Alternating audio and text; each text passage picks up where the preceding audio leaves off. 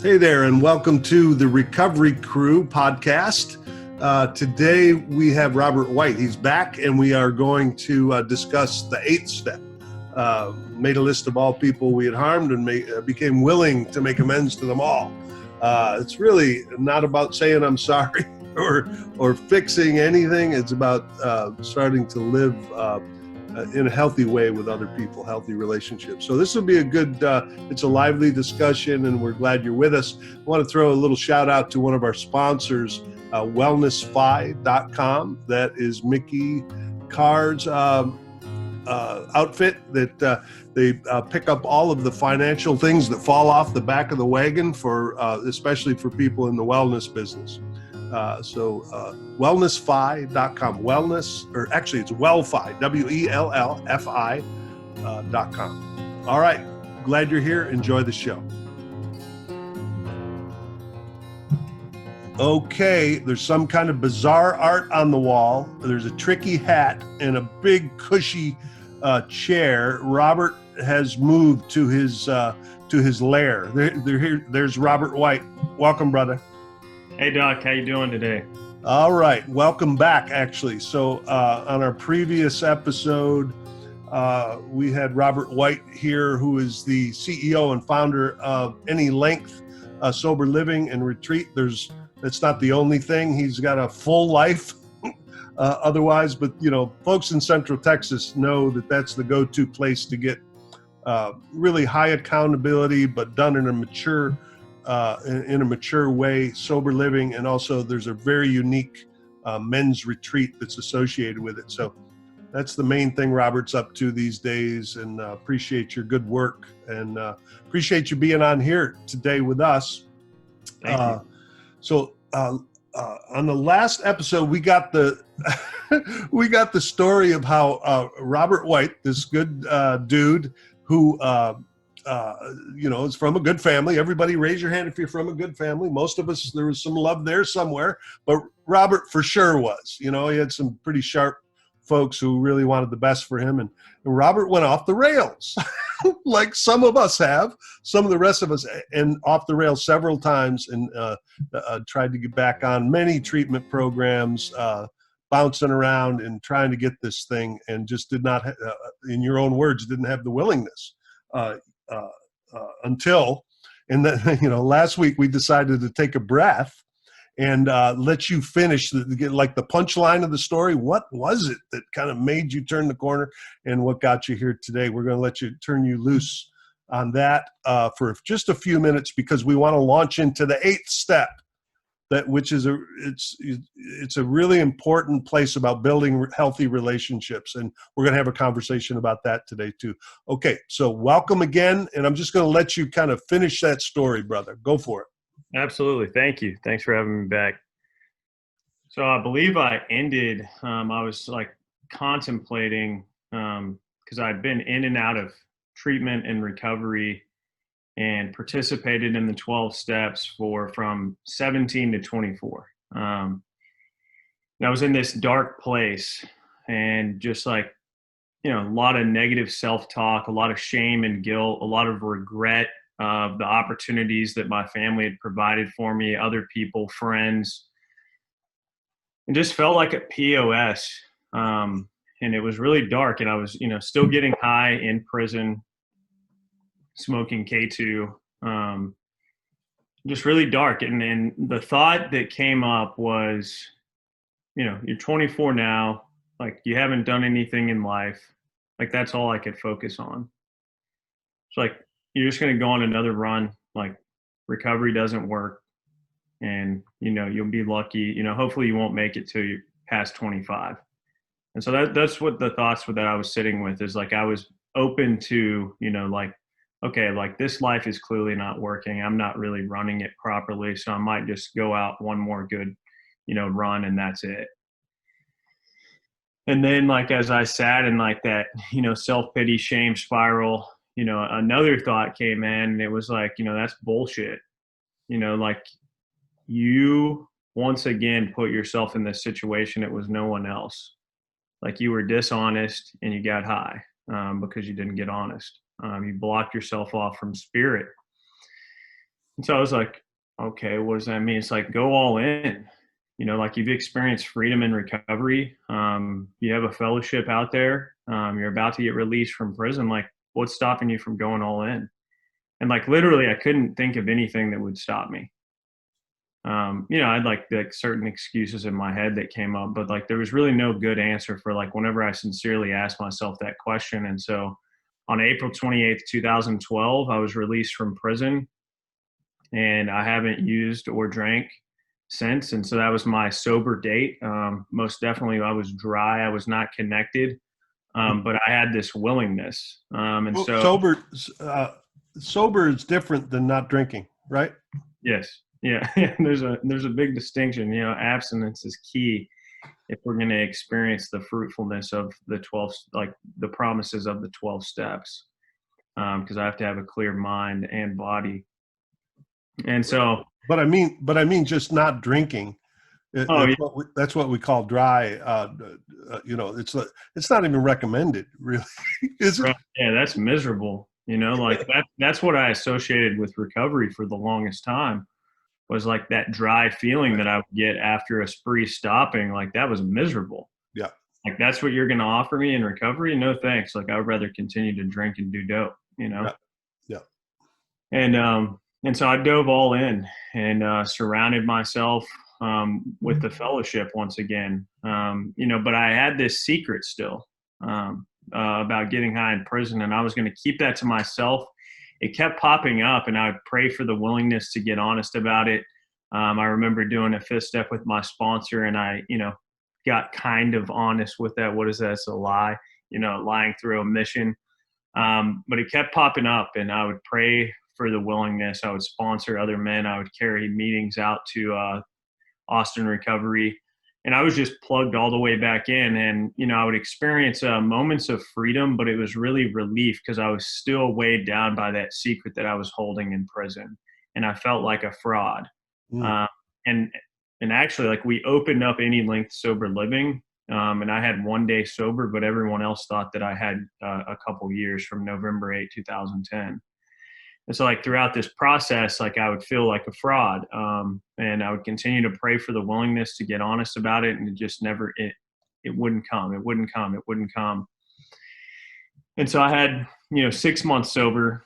And now like anytime I was in my car or playing on the radio, this song would come on by this guy Macklemore. And like, the theme of the song, like he's in recovery, and the theme of the song was like, if you can be an example of getting sober, then you can be an example of starting over.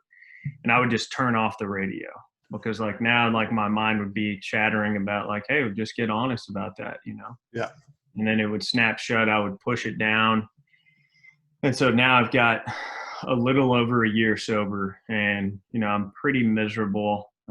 Still doing everything that I need to do except for that. And I go to this recovery like event in Kerrville, Texas, and I run into an old timer that I've been close to for years now, but close to back then for a couple years.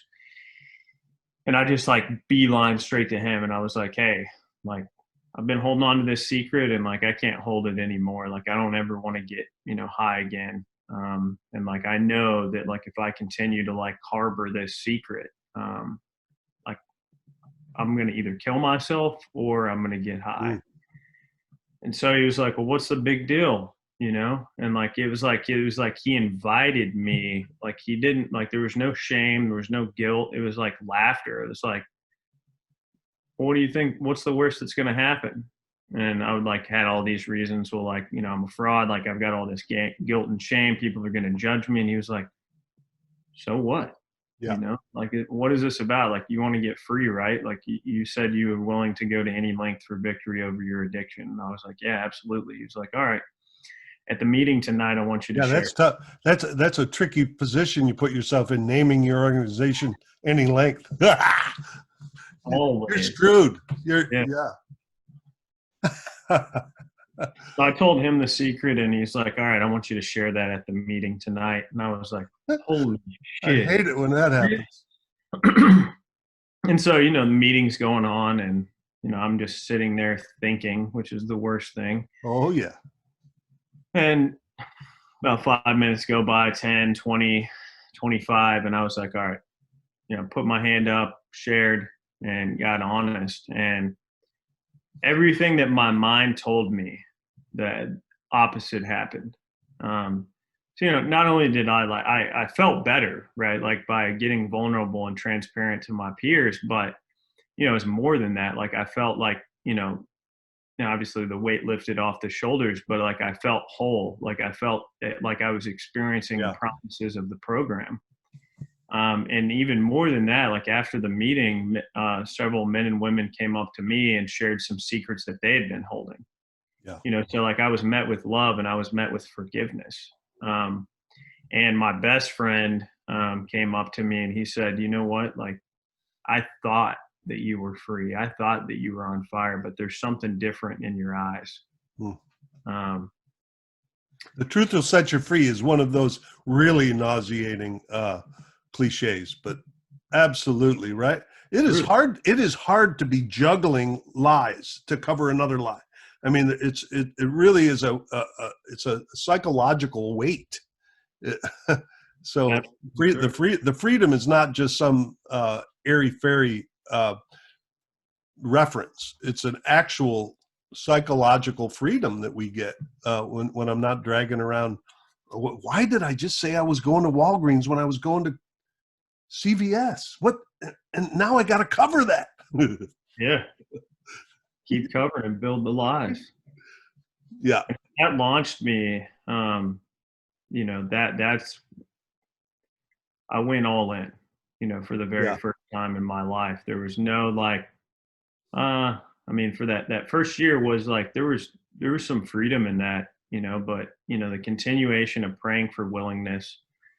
And then whenever I fully became willing, taking that action, that's the difference between success and failure, or like staying sober and not staying sober. But you haven't had to, so let's fast forward just a little bit to, and like zooming in on today, right? So over these past years, 7 years, I guess, not 8 years plus, you have probably not had to go to meetings or anything, because now you're a recovery professional. You've got this figured out and you're just helping others. You don't have to continue to look at yourself or anything, do you? That's the key thing, continue, And so, still today, I've got a home group, active in that every single week. Mm-hmm. Sponsoring men. I have a sponsor, meet with him every other week. And that's the continuation, right? It's like each day, I get to become better. This recovery thing is not just an event that I can do and it fixes something in me and then I go back to jet skiing and finding other ways, it's a lifestyle that I have, I'm being introduced to here, isn't it? Way of life, Yeah. It's like alcohol, like my addiction wasn't just something I did, every once in a while, Yeah. Well, Robert, let's weave anything more of your story, because it's a good one, man. I know I actually know some more of yours. There's other juicy stuff in there too. So it's okay to weave it back in here, but I really want to transition now because I want your wisdom on the 8th step, right? So is it okay if we make that transition now? Absolutely. Okay. So let me just say a little bit for context. Maybe everybody's not listening to. We do one of these a month on each of the steps and bring in superstars like Robert to bring a perspective. So just for folks that just want a little to bring us up to date, it's like the first step is really about, I can't do this anymore, I need help. Most of us need to be in a certain amount of pain for that to happen. And then after we really get it that we can't do it ourselves, right, and that our life is a mess, then for most of us who had rejected any kind of spiritual shit, we start turning toward, maybe there is something in that spiritual stuff, right? And we don't figure it out. We don't know what it is. And then we just make a decision in our confusion to move forward with that, right? To make a decision to let go of control, essentially, which is not what most addicts are great at. It's an ongoing thing, as a matter of fact. But then we're in a place where we can start looking within. And that's what the fourth step is. It's a really structured way of looking at what Jung would call the shadow, the part of ourselves that we don't know about, but that we think we do and that we project onto others, right? That son of a bitch, that's my door. That's the magic of 12-step recovery, is because my resentments, actually, this will lead me to the 8th step, which we'll get to in a minute. And then the 5th step is the one that every one of these steps is counter to the way that an addict is built, right? That I'm going to be vulnerable and self-disclose the shit that I don't want to disclose with myself, but definitely not with another human being. I would never tell you the whole truth. And the 5th step is designed to create a safe and loving place with another alcoholic that can just say, oh, yeah, well, me too. As opposed to the rest of the world, which would go, oh, my God, what a horror, right? No, that's what works in 12-step recovery that they found out in the mid-1930s. The only thing that works is one alcoholic to another. And that 5th step is the center of it, where we offload a lot of the shit that we've been holding. It's all prepping us, really, to, 6 and 7 is a big process that sometimes gets jumped over about letting go of our, can I stop being that way? I mean, some of us don't really think we can. Our neural pathways are just going to keep making us lie and cheat. Can I let go? That's 6 and 7. And then we actually make a prayer to do that. And then possibly we are prepared to make a list of the people that we've harmed. And interestingly enough, one of the there's a lot to that. We don't just go running around and say I'm sorry. When we first come in the program, that's what we want to do, because we've done it 1,000 times, right? I'm sorry, I'm sorry, I'm sorry, I'm sorry. That has nothing to do with 8 and 9, which I know you'll speak to in a minute. Hey, Bob? Yeah. Hate to interrupt you. Yeah. Your mic has changed a little bit. It's a little loud and scratchy. Okay. Robert, have you noticed that change at all? I just noticed it when you pointed it out, but okay. I wasn't aware. But yeah, now that Sorry, I hate to interrupt, but yeah, it changed kind of drastically. By the way, that's Nicole, our program manager. Hi. How does it sound right now? If I backed off from it a little bit. No, I don't know what the change was, but it just got real loud and. Yes, I'm asking right now though. Is it back to normal? Nope, not yet. Oh, okay. So. Not quite sure what to say about that. I'm sure we could cut this part out. Is that any different right there? No? Okay. A little bit. Yeah, something changed for sure. And now it's back to the way it was, or is it okay? Yeah, that's good. It might have been just like a glitch in it. Something. Maybe so. Might be Zoom too. Maybe. But I'll come back. Well, I'll probably cut this little piece out, or maybe not. It's good to have a little messiness. It's messy. This podcast is messy, right? So is this okay if I go forward now? It's better. Is there any way you could turn the volume down? I think that might. Okay. I don't think the input. I don't know how to adjust the input, except maybe.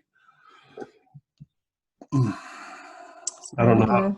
Interrupt your guys' flow. I don't know how to do it. Although it's certainly better than it was like a minute ago. So now it's a little further away from me. I don't know if that makes it any better. That's good. That's great. Okay. All right. So we're going to proceed, and we're prepared for the 8th step by virtue of getting through all of the other steps, which are really a maturing process to get us beyond saying I'm sorry. It's nothing to do with I'm sorry, because when I'm saying I'm sorry, it's because I'm feeling bad and I want to feel better, right? That's not what the 8th and 9th step is about. It's about doing the right thing, making my relationships clean, and being able to move forward from that perspective. So I wanted to. I'm just going to read something from the 12 and 12, which is one of the books that we use to keep us on track with the steps. So this is on page 78 of the 12 and 12. The moment we ponder a twisted or broken relationship with another person, our emotions go on the defensive. To escape looking at the wrongs we have done another, we resentfully focus on the wrong he has done us. This is especially true if he has, in fact, behaved badly at all, right? So even if, and I'll just say, and especially if they did more bad shit than we did, that's really hard. But it's not up to us what percentage. It's the only thing that's up to me is, do I have a part in it? And then the last thing is, triumphantly, we seize upon his misbehavior as the perfect excuse for minimizing or forgetting our own. And then there's another one. Moreover, it is usually a fact that our behavior when drinking has aggravated the defects of others. We usually find, if we can get quiet enough, that all that bad shit that they did, we had a part in stimulating that. So I'm just going to throw that out there. Maybe you want to bounce off of that, Robert, or just your idea of the 8th step and anything about what it takes to get there, and how to, what's your framework around the 8th step? All right. Awesome. The thought that comes up when talking about, I guess, anything related to recovery, but specifically the 8th step is, how free do I really want to be? And, using this analogy, it's like, I didn't ever understand why someone would want to have just one beer or one shot of heroin, and so like, I just want to be a little drunk. It's like I went, going all in my addiction, whether I had, obviously I didn't have power of choice in that because I'm an addict, the real addict, but, same thing. It's like with recovery, like going all in, like, do I want, a little bit of freedom? Do I want some relief, or do I want to be whole and complete? That's really what this way of life gives me, and anyone that goes all in. And so, like, I'm glad you touched on the first 7 steps, because, that is typical. That was typical with me, the several treatment centers and, attempts walking into the rooms of recovery. Like, that's what I wanted to do was, I wanted to tell mom, dad, girlfriend, judge, etc., sorry, and I really, I felt that I needed to, because that was the right thing to do. But there was it didn't go further than that. There was no action, in me mending those relationships, or at least attempting, right? Because I never, really believed that, some I could see just from, like, growing up with morals and right and wrong, like, okay, I didn't do that right, or, I stole some money, like I need to make that right. But really, it wasn't this deeper understanding that, the ripple effect that I cause, not even just with the relationships that I was clear on, with close family, friends, but it extended way further than that. Yeah. My actions, whether I was in my addiction or sober and not living in this fruitful way of life, I affected people. Whether that was my attitude, my selfish attitude, whether that was like me being passive aggressive, whether that was like me being just a dick at, towards my teachers or other people. And so my selfishness just like, spewed, in every direction. And this negative ripple effect, caused some great harms. Yeah, it's alcoholism. It's whether you're drinking or not, once we have this thing, and if we're predisposed to it, those character flaws, and because a lot of people are listening to this that aren't really deeply into this stuff might hear you calling yourself selfish and all that and say, wow, why is he being so mean to himself? For us, it's not like that. We're not even pointing at ourselves. We're pointing at this disease that runs the show. And there's a process to kind of offload that so that we can get back to being connected human beings, right? And so the process in 12-step recovery is a lot of 12-step recovery is rooted in some of Dr. Jung's concepts, and I pay a lot of attention to that. I love that guy, and like his concept of the shadow, we find it outside in the people outside of ourselves that we want to choke, right? And that's, if you'd say just a little bit about how you get ready, because 8-step is about willingness. It's 8-step is different than the 9-step. That's 9-step is doing it. 8-step is about, making the list and becoming willing, right?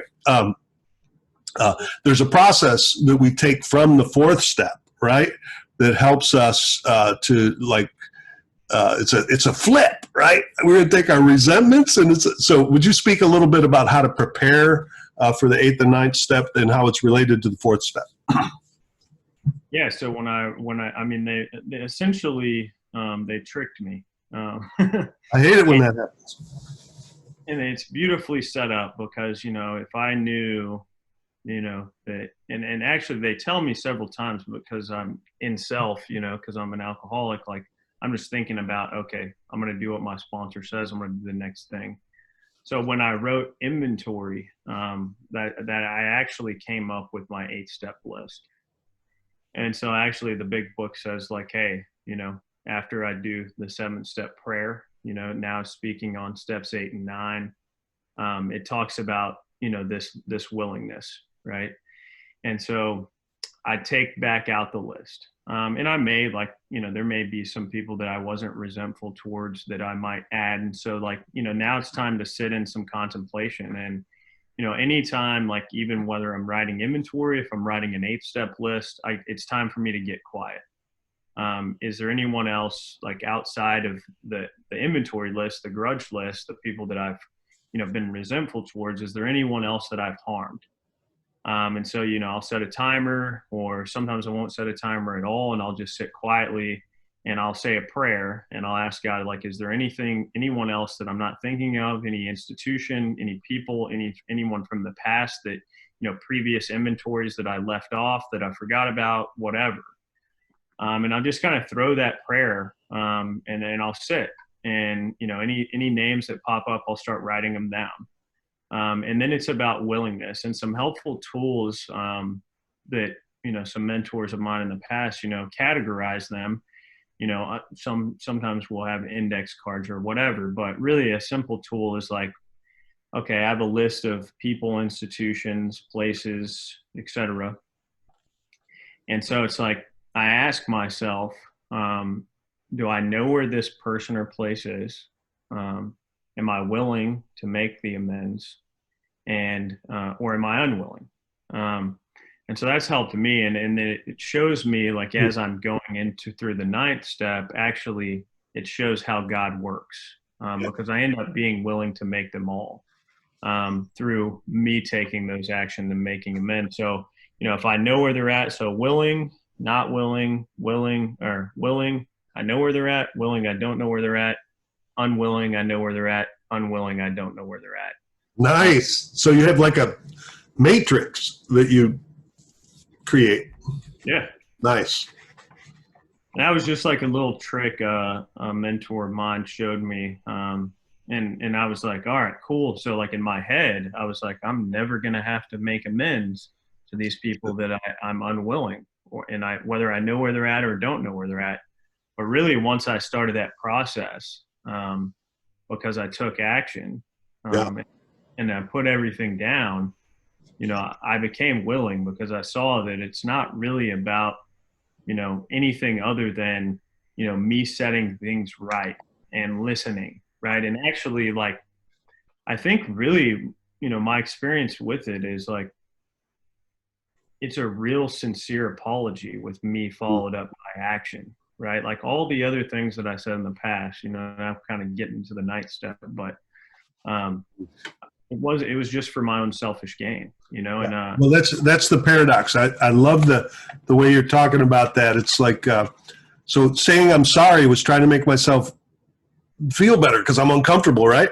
Right. That is actually what we're invited to do. So let me just read what you wrote in your blog, which, by the way, anybody listening, Robert's blog, I think is coming out later in the week from when this podcast is published. But okay, so you're right. I prayed and talked to my brothers in recovery whenever doubts cropped up. I listened and followed direction. I sat quietly and listened for guidance. I got uncomfortable. right?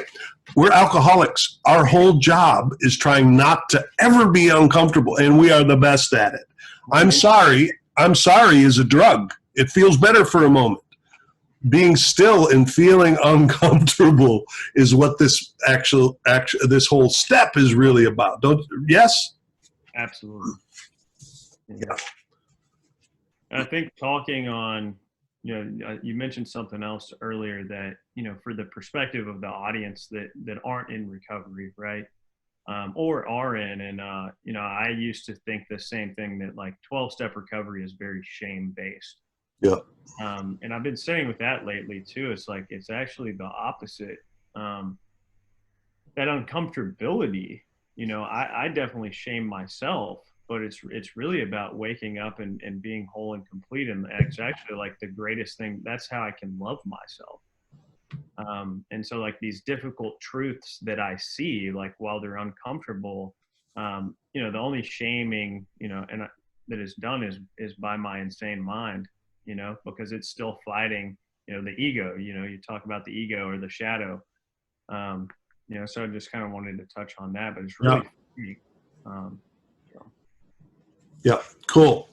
So, I can tell you, I saw you grab the reins there. Oh, I'm starting to talk about the 9th step. I don't care. You can talk about the 9th step, and that's, but I think the 8th step is sometimes like the 6th. The 6th step is about becoming willing to let go of my character damage or let God in. 8th step is about becoming willing, rather than rushing into this stuff. By the way, I should read the step, right? Make a list of all persons we had harmed, became willing to make amends to them all. It's a process of becoming a better person. I don't know how else to talk about that. It's, I was just flying through the world, like it says in another place in the book, like a cyclone in the lives of others. Now I'm trying to calm down. And the process of calming down is, those of us who have done some mindfulness work know that it's about becoming tolerant of discomfort and then letting it go. And then we find this thing called peace. Have you ever heard of that concept? Absolutely. I love peace. But yeah, 8 and 9 are separate steps. And actually, this is from the 12 and 12. Those of us who resist adding people to their step 8 list can be reminded that step 8 and 9 are separate steps, and that the sole purpose of step 8 is to generate a complete list of persons harmed without regard for how or if the amends in step 9 will be made. That's what you were referring to. Let's get the list and then get a lot of help to make sure it's the right thing to do. And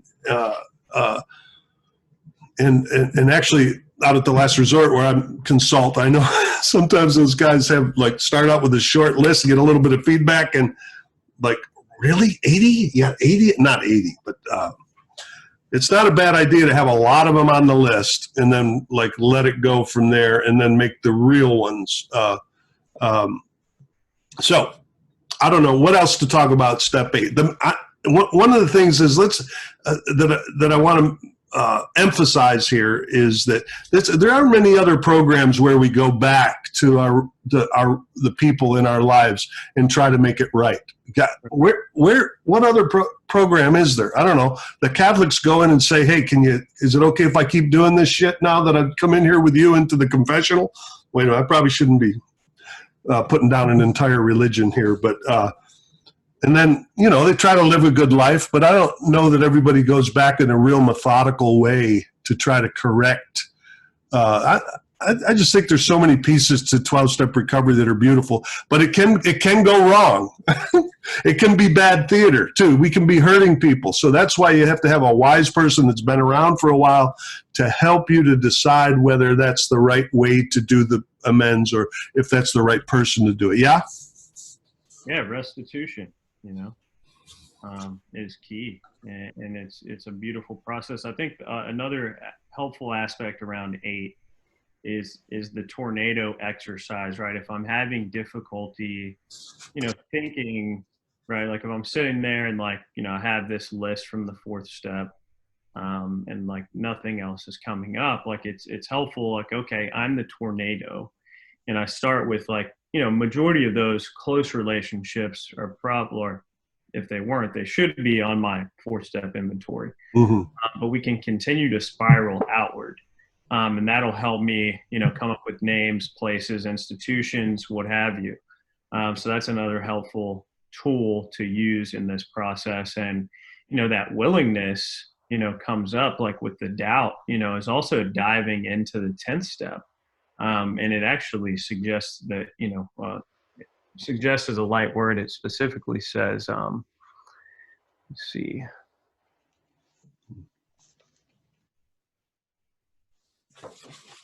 Well, I'm having to scroll to the 10th step right now on my big book PDF. Mm. So it says, this thought brings us to step 10, which suggests we continue to take personal inventory and continue to set right any new mistakes as we go along. We vigorously commence this way of living as we cleaned up the past. So 8 and 9, when I get done with that, you're telling me I got to keep doing that shit? I thought that's too uncomfortable. That really helped me, and like being introduced to a lot of different, like the fundamentals of the steps, like the 11th step, the 10th step, early on in sobriety and my recovery was very useful when, when I got in these jams of like in my head, like a name pops up or like whatever pops up and I'm like, I'm not going to leave it. And so like, I feel that. And so like but because I've been trained, like, cause I've been doing this for a little bit, it's like, all right, I'm going to pray and I'm going to call brother or I'm going to call my sponsor. Like, hey, this name just popped up.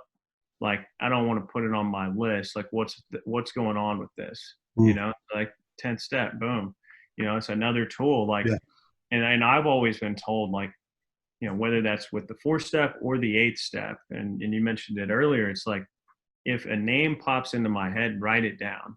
Like, cause I'll usually have a name popped up like my mom. I avoided writing inventory on my mom for like the first year and a half that I was sober, and the name would pop up and I'd be like, how can I be resentful? Right. I would talk about that and like, I wouldn't put it down.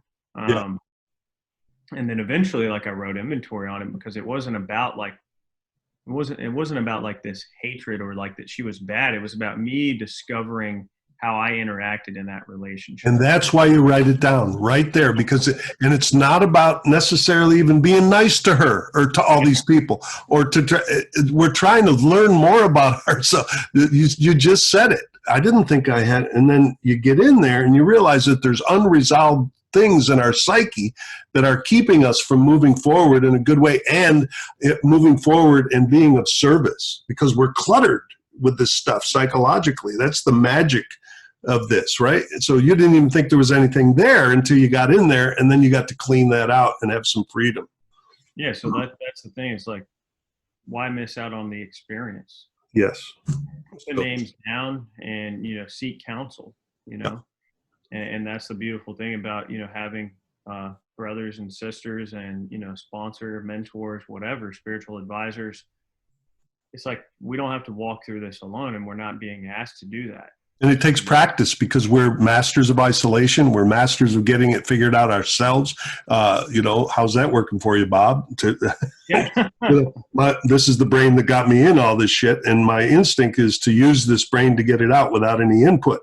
And it takes practice to like, okay, brother, like you just said, what's going on with me that I'm resisting this? I never would have asked that. Yeah. I don't want your input on this shit. And the other thing, I just want to say it one more time for all of us, right? I think we misread the big book and the 12 and 12 in the literature. I think we misread it, that it's somehow mean or harsh. None of it is. It's poetic, mostly. I think some people grab it and take it and use it as a stick.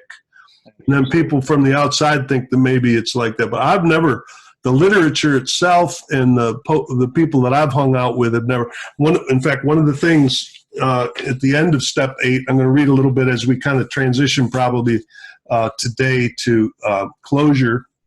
I don't know how long we can beat the 8th step until until it's a dead horse or something. But that's Okay, but so it says, and I think this is important. You've touched on it a couple of times. We should avoid extreme judgments, both of ourselves and of others involved. I'm going to read it again. We should avoid extreme judgments, both of ourselves and of others involved. We must not aggregate our we must not exaggerate our defects or theirs.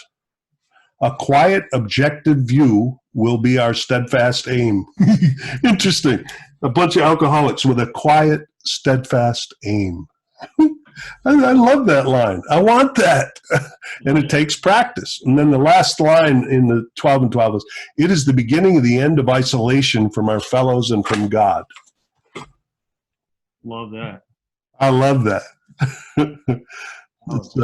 I could cry about that because I've spent so much of my life as an addict, even in recovery, in my character defects that isolate me rather than bring me toward what I want more than anything, which is healthy intimacy, and not in the old definition that I used to use of intimacy, but in that feeling of love. Yeah. Yeah, I've always messed up that intimacy. Yeah, that's for another podcast. That's for the SLA. That's for our love addiction, sex and love addiction podcast. We'll get you back on, but you wouldn't know anything about that. No, it's into me, see. Into me, see. I do at Braveheart. The Braveheart experience is a 2-day thing that you know about. But for anybody that doesn't know, we do it out at the Last Resort Treatment Center. It's a 2-day intensive, and I do this whole intro about how to create a healthy relationship. And one of the pieces is around creating intimacy, and that's the best way to talk about intimacy. If you write it out, into me, see. That's what intimacy is. I'm going to let you see me, which I spent most of my life trying to never let you see me, right? So we have gotten to see you a little more here, and I've got to put you on my list now that you have that big cushy leather chair, and I want that leather chair, so I'm going to have to call my sponsor about that.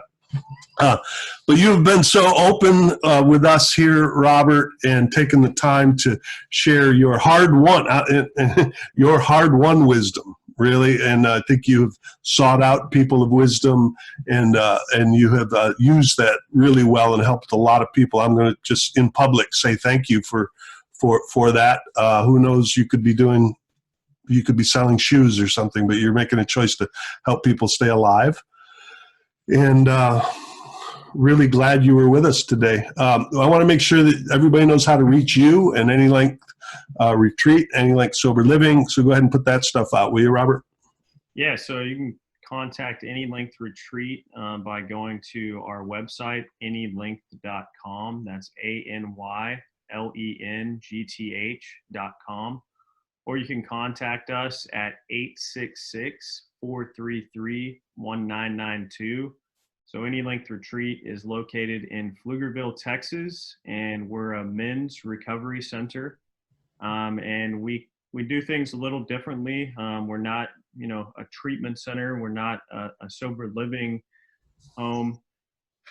We're there. Really, our purpose is to show men that they can have permanent freedom from their addiction by taking action in the 12 steps. And we talk about, like kind of our tagline, our theme is recovered for life, rebuild trust. So not only with, my family, friends, but ourselves. I get to know myself completely and reconnect men to their true purpose, whatever that might be.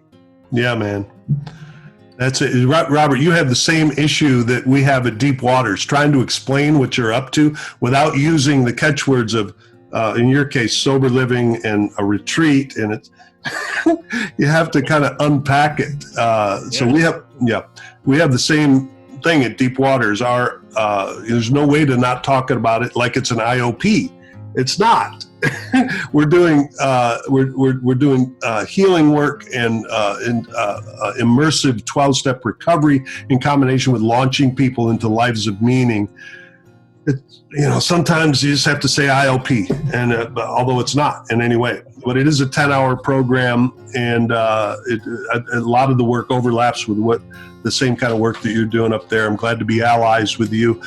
By the way, if Nicole, the program manager of Deep Waters Recovery, is still with us, if she hasn't fallen asleep, if we haven't lulled her to sleep here, Robert, Here. why don't you say a few things about how people can get in touch with us at Deep Waters? Yeah. Hi, this is Nicole, program manager at Deep Waters. We would love to hear from you if you have any questions about the program, comments, or if you want to be part of the podcast, please feel free to reach out. Our number is 512-677-7847, 512-677-7847, or feel free to shoot us an email at admin@deepwatersrecovery.com. That's ADMIN@deepwatersrecovery.com. Thank you. And we are on all the podcast platforms, including the YouTube channel. Right now it's Deep Waters Recovery. That's where you find it. But we're going to sync that up with also being the Recovery Crew. I think you can search for either one on YouTube and it'll come up. That's the video version. We're on all of the other regular podcast platforms, as well as all the social media stuff. And I'm finding, please like, share, and especially follow on Instagram. That's a good thing. We want to keep this movement going forward with enthusiasm, and there's people out there that really need this work, so share it. And anyway, thank you, Robert, and thank you for everyone joining us today. You're in the deep waters now.